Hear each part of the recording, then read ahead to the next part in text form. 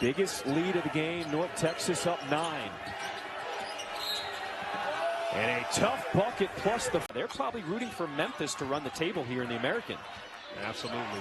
Every league is looking all over the conferences to see what's going on, and they'll be tuned in on Selection Sunday. Here goes Archie rising up with 2 hands. Keeps his dribble alive. Nice pass inside is to Gray, and it rolls off the rim. That was a huge possession as Tulsa can continue their momentum. Archie with the left, and the lead down to 6. Like the momentum has completely shifted to Tulsa's side right now, down 6. Tulsa has found the advantage in the paint, getting all the way to the rim, and it's been important. It started to set the tone in the second half. The physicality that they have, 34 points in the paint, and Archie once again.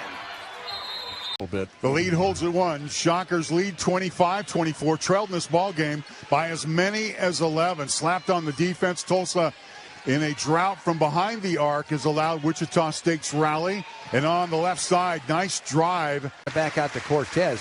Hey, when Xavier Bell drives, there's usually 2 big Tulsa defenders converging on him. Carrington out front calls the play for Tulsa. Schmeichel gets the high screen, now handles it. It's going to be interesting to see them operate without Dwan Odom out there. He's the quarterback. Archie in a three-pointer. It's now 37-34 as it gets loud here in Charles Koch Arena with Archie handling up front. Hill guarding him.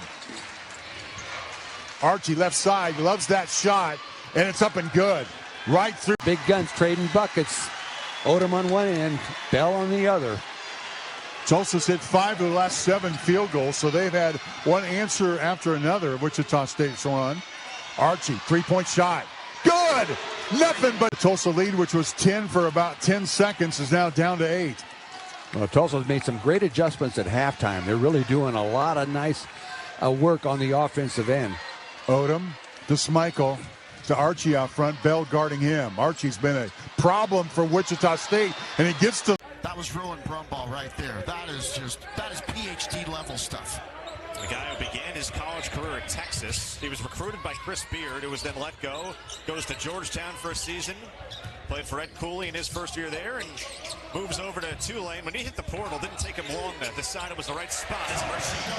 Now build that confidence back, get him in his seamless positioning, getting those shots off. That's just going to help him continue throughout this game. Rice has made 5 of its last 7 shots from the field.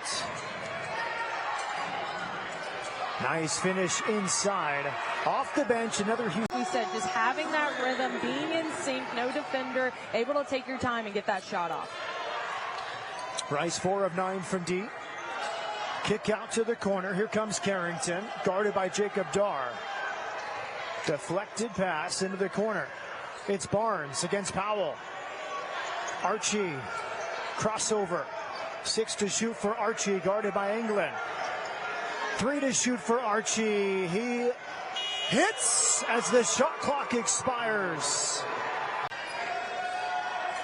Here comes Willis. Missed the 3. Lanier bounces the rebound. It's ultimately claimed by Carrington.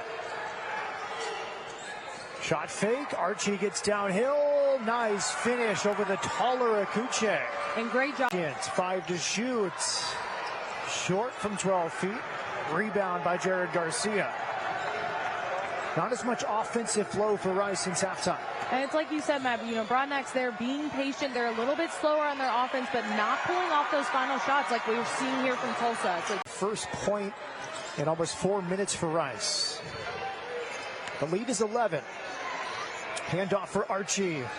Archie so crafty with the finish over 2 hands. And we talked.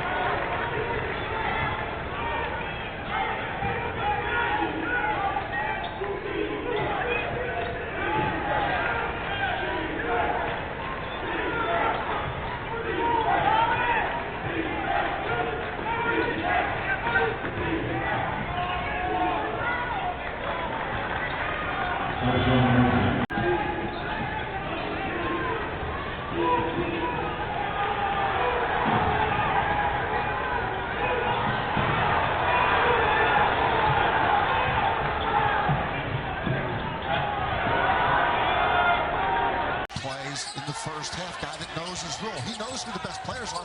The times they need his athleticism. Boy, they scrambling all over the floor. A lot of energy from UTSA.